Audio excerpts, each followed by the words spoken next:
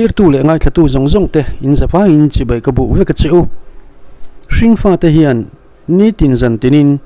sana ang mai hian kan hring nun hun bi kan chira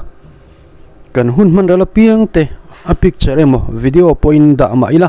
kan tan hun hlui le nun hlui hun liam to achang zel thina ni ole tuna chuan FB Mizo Special Report Grupa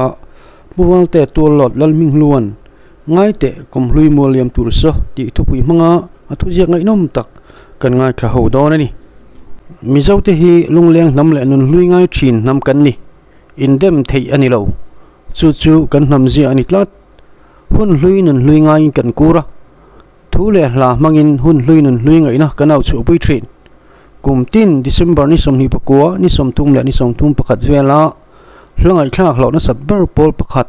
Ngaiteh Kumhlui ti hi ani nge in rin om Ngaiteh Kumhlui ti hlapu tu hi Hrawva ni in aming tak chu rolala ania aming taka hian an ko na Hrawva ti hi alar pui te zo kani Hrawva hi kumsang azria sumko palia piangin kumsang azko somnga pruka athi Hrawva ti ming aput chan chu an khuain apian hun laya Hrawvam thloma an nei den chenin Hrawva ti anita ani Hrawva hi Mizo zinga BA pass masabar pani te zinga pakhat ani kumsang azko somni pali khan Scottish Church College Kolkata atangin BA hi a pass Hrawva hi an tun lai Mizoram ko sang in an tlang au puimek pian pun lamkha alo tui pui dai to ni na langa pathian mal somna rilera fa som pathum anayani afa te zinga hian thiamna mai ba ka thule hlalama ro puile la em ke silal vunga zik pui pa tel bokani Hrawva hian la som paruk po in lapanga ale lingbok ni inan soi Christian labu kan man meka hian akut chuak paruk la ya tel mek boka chung te chu pakhat na o van leng rual zai thiam te u pani na ngai ru van mi tlangau chu pathum na Ngaiteh vo in van lal fapa palina isuan ro rele pangana khongai takin olal pa paruk na khoilam mi nge mana heng hi ti te anni Mizo te hi hun kal to ngaya lungleng nam kan nia lathar rock and roll hip hop pop rap ple dang te lo chu zel thin ma se Mizo te no pang beratanga upeber thlenga lungrol takle lungleng taka kum top minoi tlei dial thin tu hla chu kumhlui hla bok khi ani thin kumhlui la thale lar tam tak zinga keram moya phwa chulnu kumhlui ti te lm chinga hla kumhlui o ding reng ro ti te lalsang zuli sai lo hla kumhlui khoi atruan chemo ti hla thi mang hian kumin kum top inoi tlei leng o Mizo te nam zabik nei kan ni ti tar lang chiang em tu chu nam dang te kum thar lom turin anin bu sai mupa keini zo fa de chuan kumhlui thla turin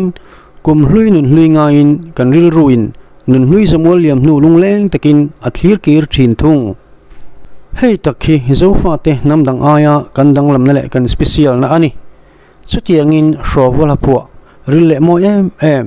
sulve thailo lalsang zuli sai lo in thiam taka asak Ngaiteh Kumhlui ti hla mang hian kumhlui thla nuam vek ule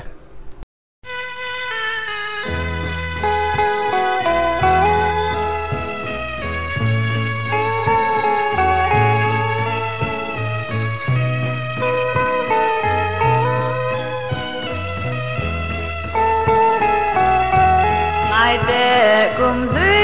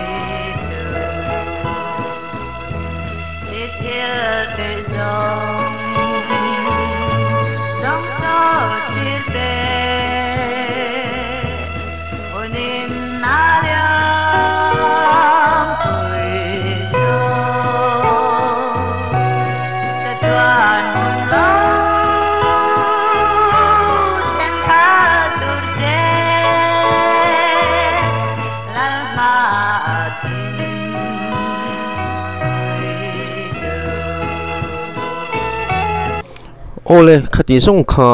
lo ni mai sila thlir tu le ngai thatu zong zong te in zawa in kumhlui thla nuam vekule tin kum thar lo thleng tur po in tan mal som na kum lo ni mol ro se ti in du sak na kahlan bok cheu